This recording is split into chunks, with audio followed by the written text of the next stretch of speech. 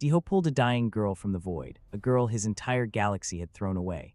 Lyra, beautiful, cursed, dangerous. Her people called her the Predator. When her emotions spike, crystalline blades erupt from her skin, sharp enough to kill. An Empress offered kingdoms to anyone who could tame her. Dozens tried, all failed, so they sealed her in a pod and launched her into oblivion. But Diho saw something no one else did, not a monster, but someone who'd never been taught to heal.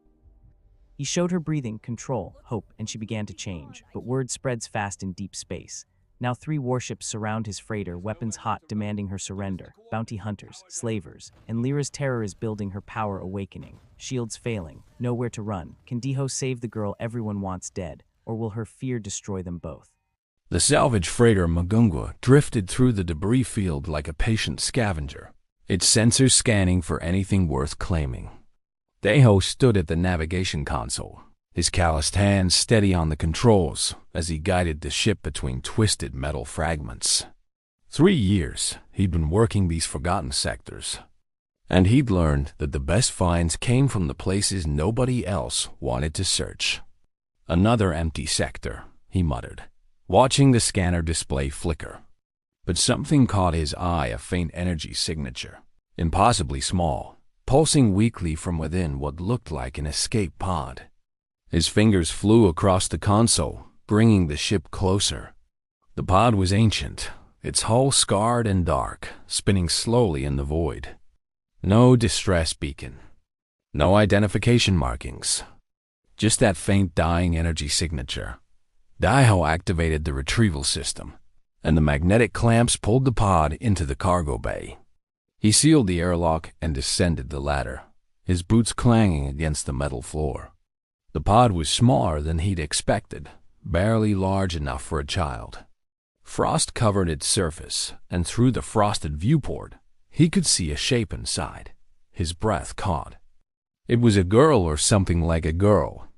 Her skin was pale blue, almost luminescent, and delicate crystalline structures grew from her temples like frozen tears. She wasn't moving.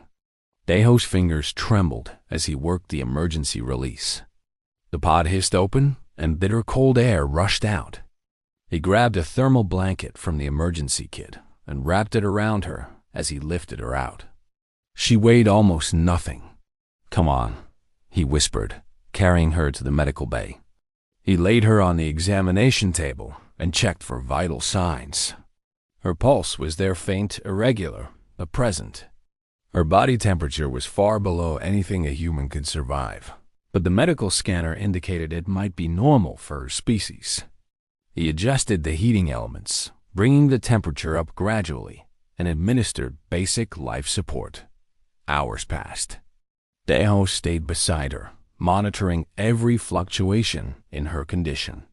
When her eyes finally opened, they were the color of deep space dark purple with flecks of silver that seemed to shift like distant stars. She gasped, her body jerking upright, and those eyes locked onto him with pure terror.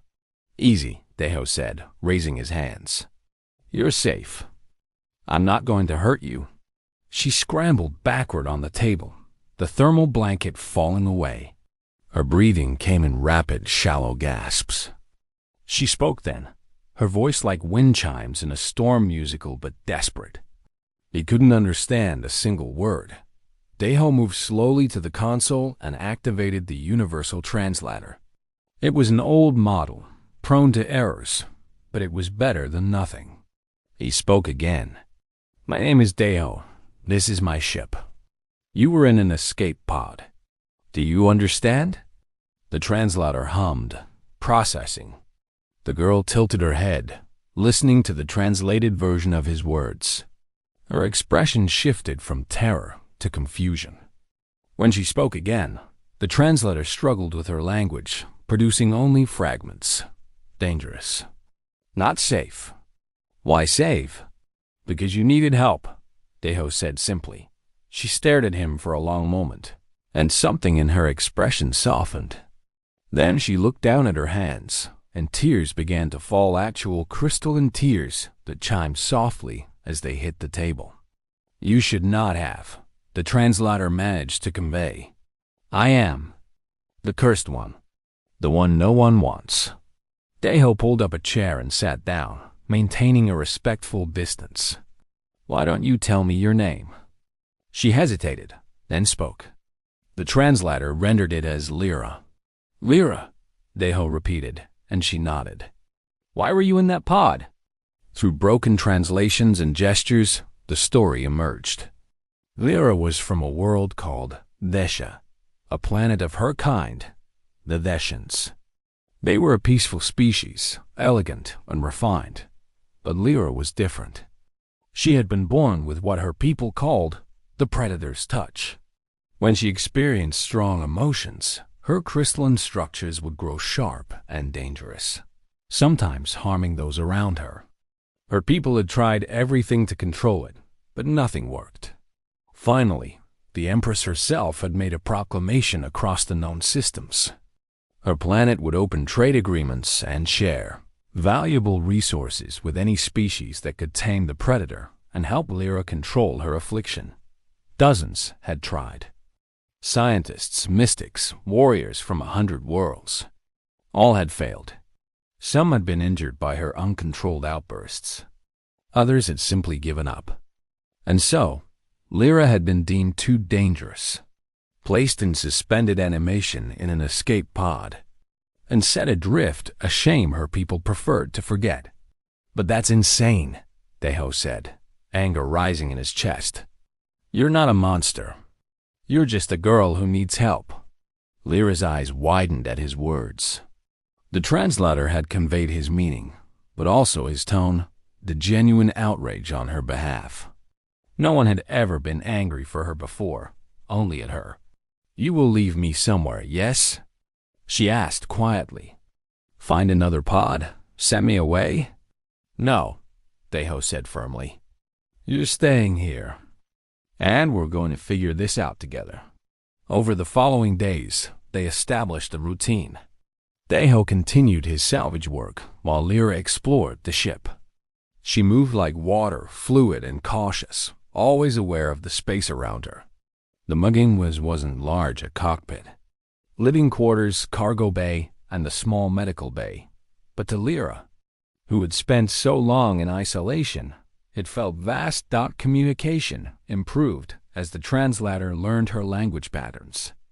Deho discovered that Lyra was fascinated by everything human, the food he ate, the music he played, even the worn photographs he kept of his family back on Earth. She would sit for hours watching him work, asking questions about his tools, his ship, his life. "Why do you salvage?" she asked one day as he repaired a damaged circuit board. "Money, mostly," Deho admitted.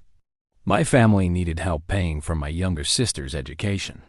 This pays better than most jobs, and I like being out here. It's peaceful. You are far from your family," Lyra observed. "Yeah, but I send them messages when I can. And someday I'll go back." He glanced at her. "What about you? Do you miss your home?"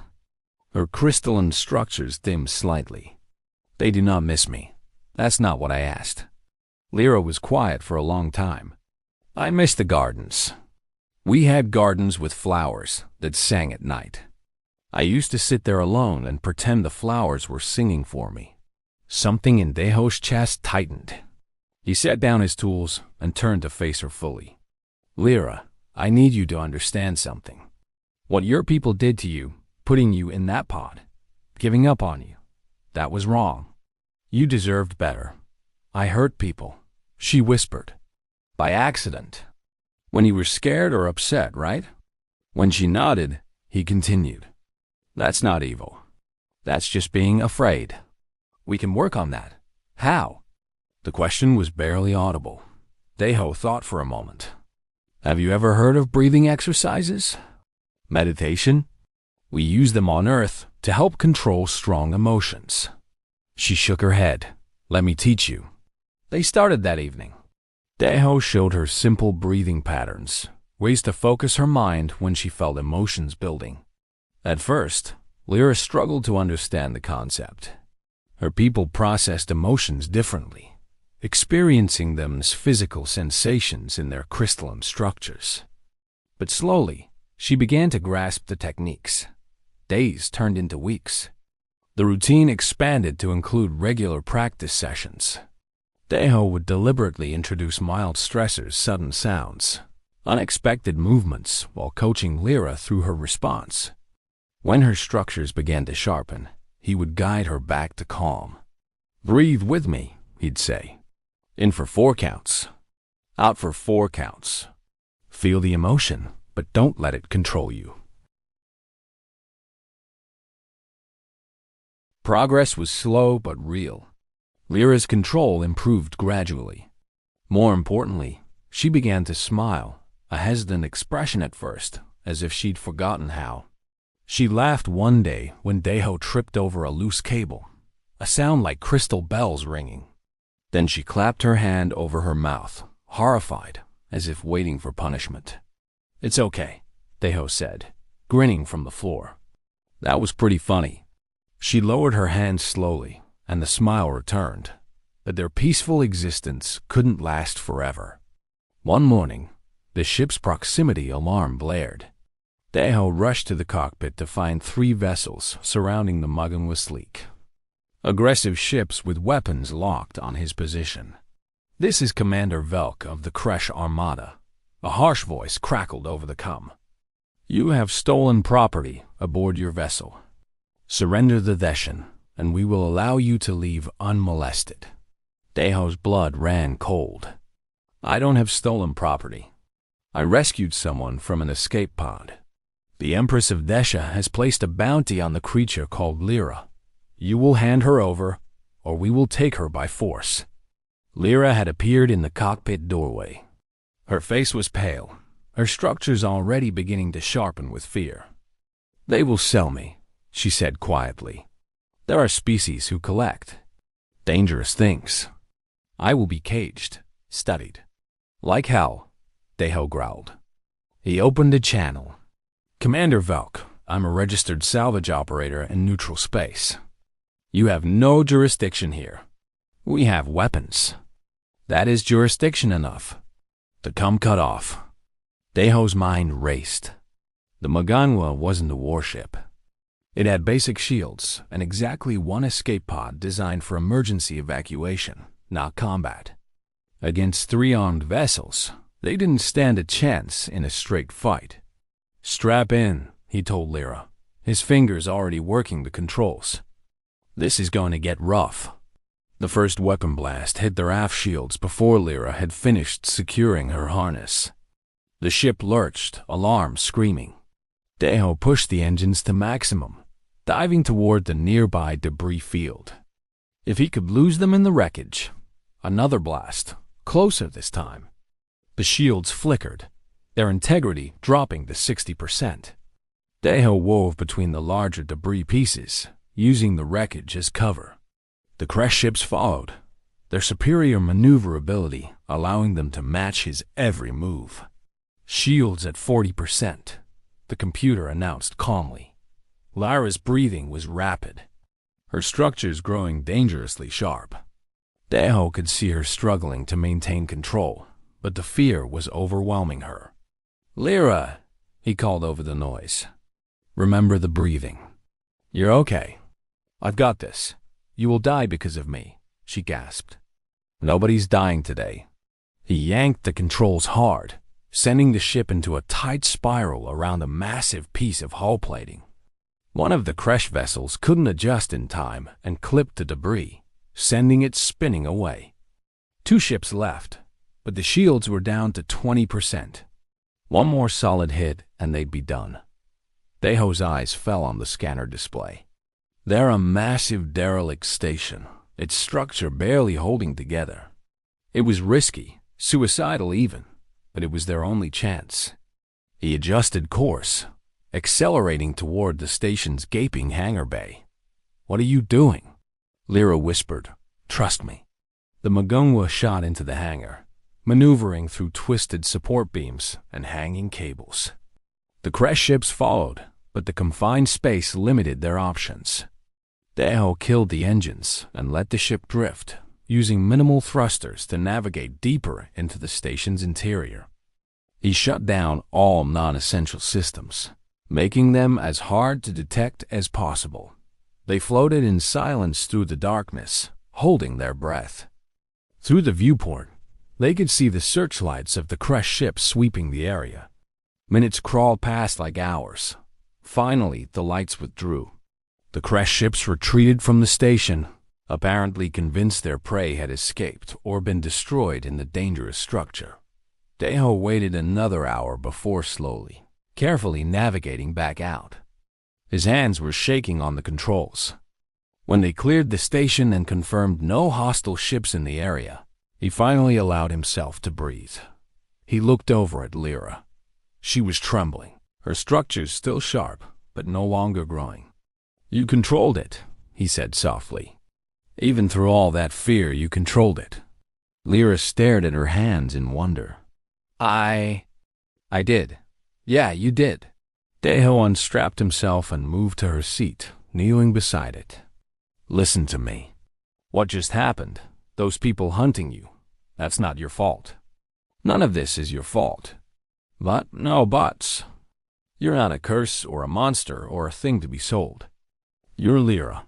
You're brave and smart, and you're learning to control something nobody ever taught you how to control." He reached out slowly, giving her time to pull away, and gently took her hand. Her skin was cool, smooth like polished stone. "And I'm not giving up on you." Tears formed in her eyes, those crystalline tears that chimed softly. But this time, they weren't tears of despair. "Why?" she whispered. "Why do you care?" "Because everyone deserves someone who cares," Deho said simply. "And because when I look at you, I don't see a predator. I see someone who's been hurt and scared and alone, and who deserves so much better than what she got." Lyra's structures began to soften, smoothing back into their delicate, beautiful form. She turned her hand in his, interlacing their fingers. The gesture was universal, transcending species, connection, trust, affection. They sat like that for a long time as the Magongwa drifted through the quiet darkness of space. In the following weeks, something shifted between them. The survival of the attack had created a bond that went deeper than friendship. Deho found himself watching Lyra when she wasn't looking, admiring the way she moved, the sound of her voice, the rare and precious moments when she laughed. And he caught her watching him too, her stellar eyes soft with an emotion he didn't dare name. One evening, as they shared a meal in the common area, Lyra spoke quietly. "I need to tell you something." Deho set down his utensils. "Okay, my people have a saying, the heart knows no species. It is considered," she searched for the word, "foolish. Romantic connections between different species are not forbidden, but they are seen as impractical." His heart began to beat faster. "Why are you telling me this?" "Because I feel something when I'm near you, something I have never felt before." The translator calls it affection, but that seems insufficient. She looked at him directly, vulnerability clear in her expression. "On my world, we cannot lie about our emotions. Our structures reflect our feelings. And mine." She gestured to the crystalline formations, which were now glowing with a soft, warm light. "They show what I cannot hide." Deho stood and moved to sit beside her. "Lara, I've been trying not to say anything because I didn't want to make you uncomfortable. You've been through so much, and I didn't want you to feel pressured or... You care for me too." She interrupted, and it wasn't a question. "Yes," he admitted. "More than I probably should. More than makes sense. Why should it not make sense? You see me. Not the cursed one, not the predator, not the thing to be fixed. Just me." Her hand found his again.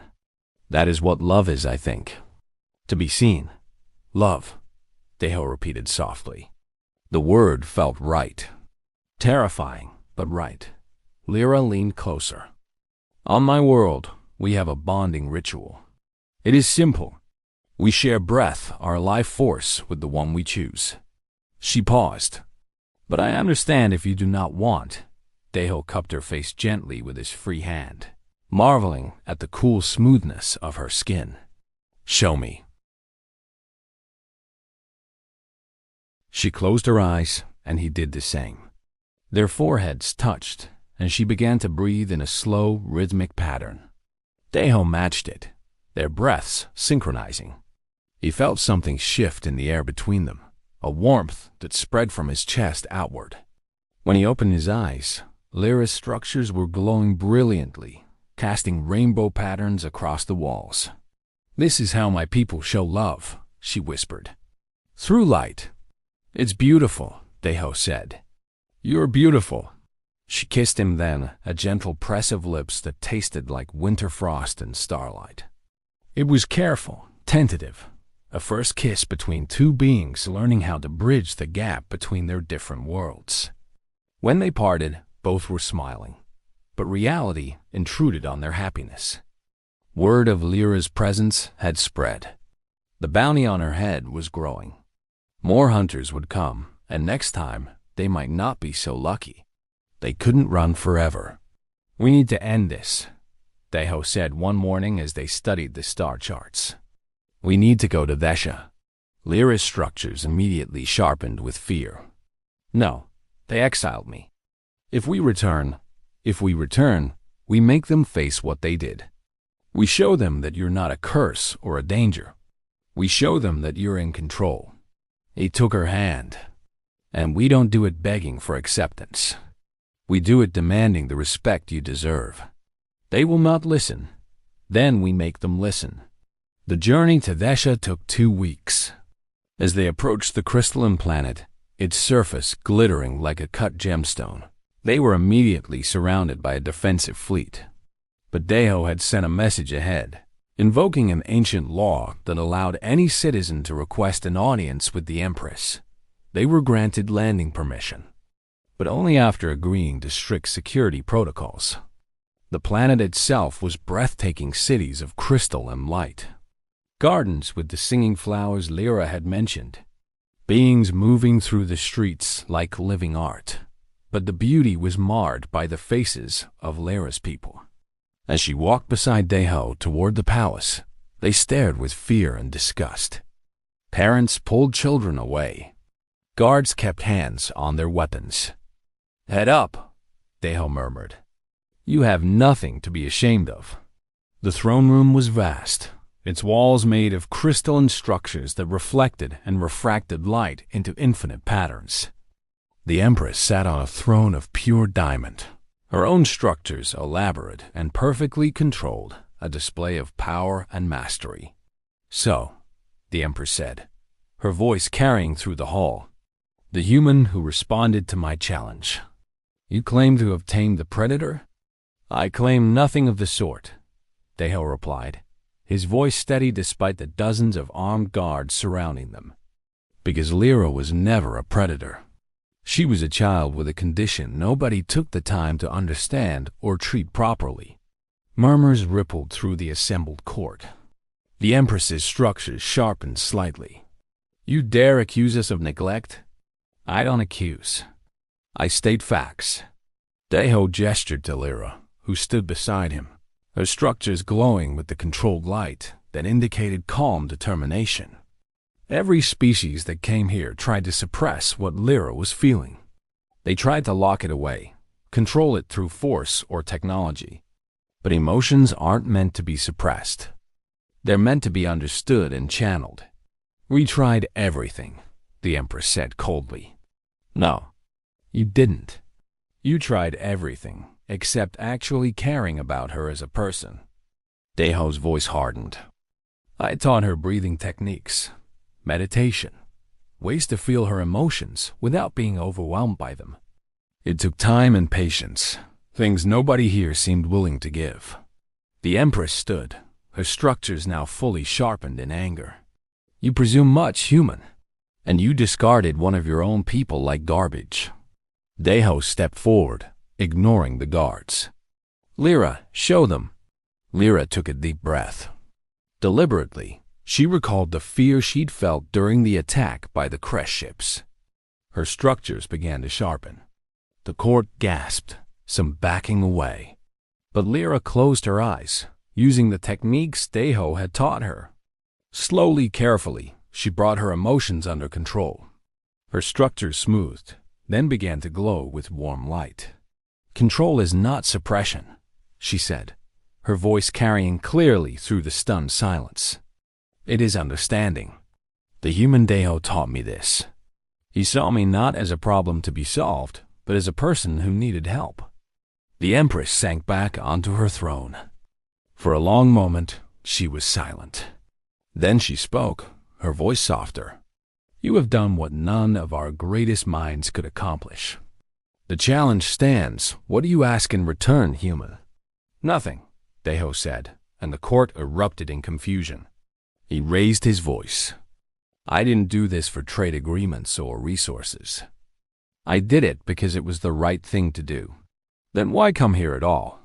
"To tell you that you failed her, that you let fear make you cruel, and to tell you that Lyra doesn't need your planet or your acceptance." He looked at Lyra and his voice gentled. "She already has everything she needs." Lyra's hand found his. Her structures were glowing brilliantly now, casting light across the entire throne room. "I forgive you," she said to the Empress, "for the pain and the loneliness. But I will not return to live among people who saw me as a curse. One choose a different path now." The Empress stood again, and slowly, deliberately, she touched her hand to her chest and bowed, a gesture of deep respect among her people. "Then go with our blessing, child, and know that you have taught us a lesson we sorely needed." As they walked back to the Magongwa, Lyra's hand tied in his. Deho felt lighter than he had in years. Behind them, the crystalline palace caught the light of Desha's sun, throwing rainbows across the sky. "Where do we go now?" Lyra asked. Deho smiled. "Anywhere we want, together." They boarded the ship, and as the Magongwa lifted off, carrying them away from Desha and toward the infinite possibilities of the galaxy, Lyra's structures glowed with the light of pure joy, the joy of being seen, being loved, and finally being free. The predator the Empress had wanted tamed had never existed. There had only ever been a girl who needed someone to believe in her. And now she had found him, just as he had found her, in the vast darkness of space where two lost souls had collided and created something beautiful, something that transcended species, culture, and fear, something called love.